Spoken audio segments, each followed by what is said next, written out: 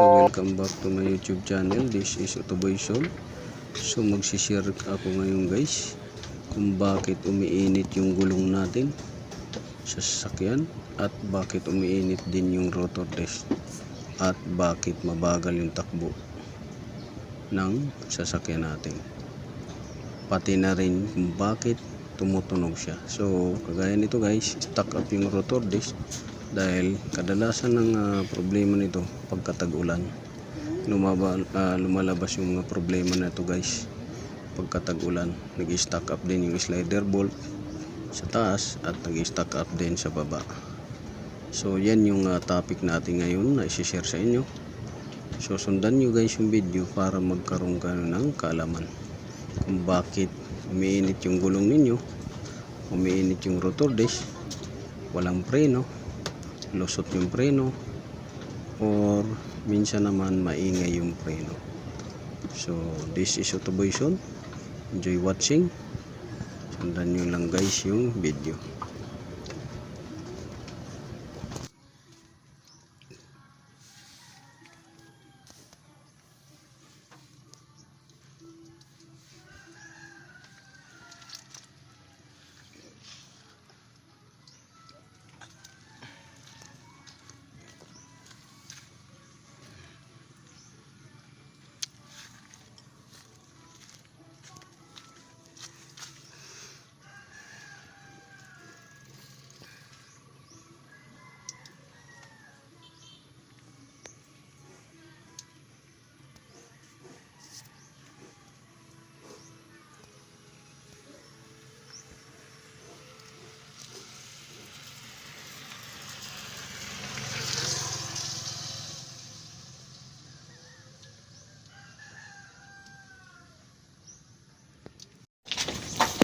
So dito guys, explain ko sa inyo guys kung bakit nag-stack up yung mga preno natin. So dahil sa tag-ulan na panahon, prontong brake caliper natin at saka rotor disc sa ulan. So pag nababasa siya, doon nagkakalawang. So ito. So unang dahilan guys kung bakit naninikip, umiinit yung rotor ninyo dahil nag-stack up na yung caliper piston ninyo. So kagaya niyan, napapansin nyo yan, yan, grabe yung kalawang nya. So yan, dahilan yan ng maulan na panahon. So dahil ang dashboard nito guys ay ito yung dashboard nya. Yan. So maliit lang yung dashboard nito. So nakaganyan yan. Dashboard nya.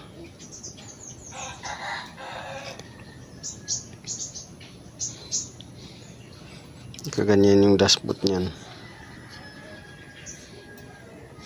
So dito may groove dyan, dalawa yan. Ito sa seal. Ito yung pinaka, ito sa seal yan. Itong sa labas, ito yung sa labi ng ano. So nakaganyan yan siya. So paglabas niyan guys, dahil naka-expose to, paglabas yan naka-expose ng konti. Pag nabasa yan, itong dashboard nya hindi kayang i-seal dyan or hindi niya kayang maproteksyonan para hindi papasok yung tubig. Nababasa talaga yan siya.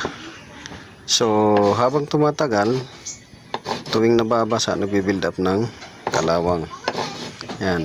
Pag nabibuild up yan ng kalawang, ito minsan sisikip na yung piston caliper seal.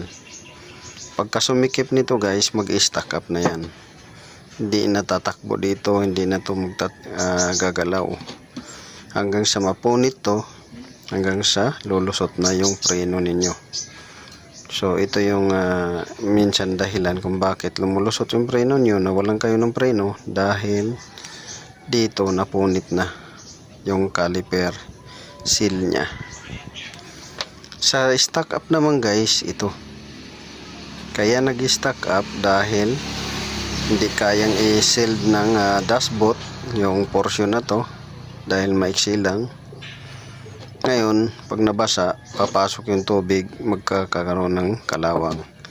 Sisikip ngayon yung piston sa ito, chamber niya. Tapos ngayon masisira din to, mapupunit, tuloy-tuloy na yung pagkakaroon ng kalawang dahil pag tuwing nababasa na siya, wala nang proteksyon. Ito pala yung rubber boots o dashboard ng caliper piston. Ang silbi nito ay para sa tubig at dumi, pero dahil maiksi lang siya, kaya pa rin pasukin ng tubig at dumi. Ito naman sa piston caliper seal. Minsan sa piston ring ang katulad nito kung sa makina, pero dito caliper seal, o-ring kumbaga. So ngayon, pag nag-stack up niya yun guys, papasok na ngayon yung kalawang. Magtatambay na doon sa loob, kagaya ng itsura na yan. Yan. Kahit anong bomba ninyo, hindi na siya kumakapit or hindi na siya umaatras. Mag-stack up na ngayon yung preno ninyo.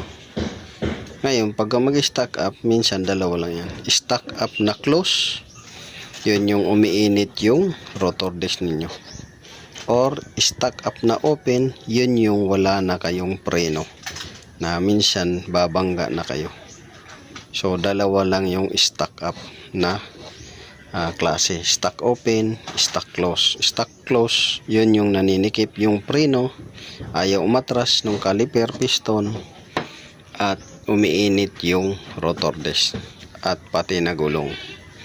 Yung stack open, yun yung ayaw nang kumagat at wala na kayong preno. Yun yung mga magiging sintomas o senaryo na ma-encounter ninyo. So isa pang dahilan kung bakit naninikip yung preno ninyo, nag-stack open, nag-stack close, ay itong slider bolt. So dapat itong slider bolt ay malaya siyang gumalaw, ganun. So out, close, out, close, out, close. So dapat malaya siya, ganyan. So sa ito siya, hindi gaanong kailangan lang itong linisin dahil nag-build up na to ng kalawang. Yan. Dapat yan malaya yan na gagalaw. Bukod sa malaya gagalaw, dapat ito ay gumagalaw talaga. Hindi yung pag ganyan mo, stuck close lang siya. Pag ganyan mo, stuck open lang siya. Hindi na bumabalik, hindi rin tumutulak. So, kailangan linisan yan at lagyan ng grasa. So, yan yung isang dahilan kung bakit nag-stuck yung mga preno ninyo sa sasakyan ninyo. So, isa pang dahilan guys na ituturo ko sa inyo maliban dito sa mga binanggit ko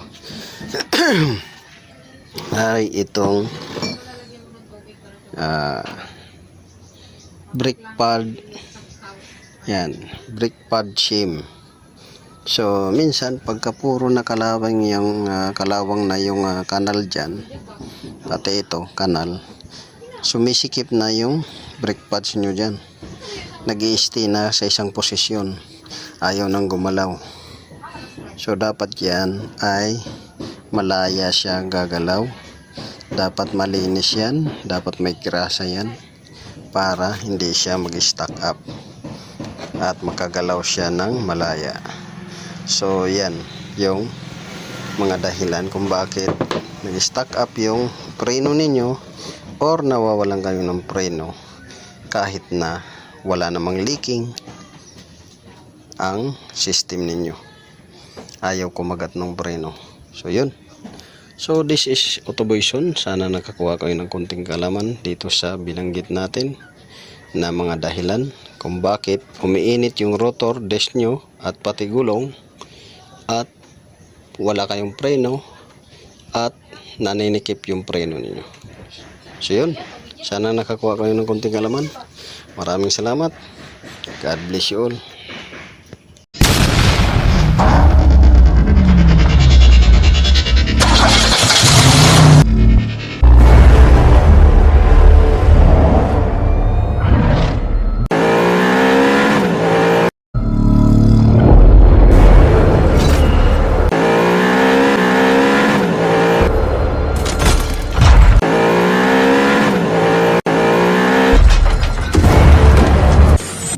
Make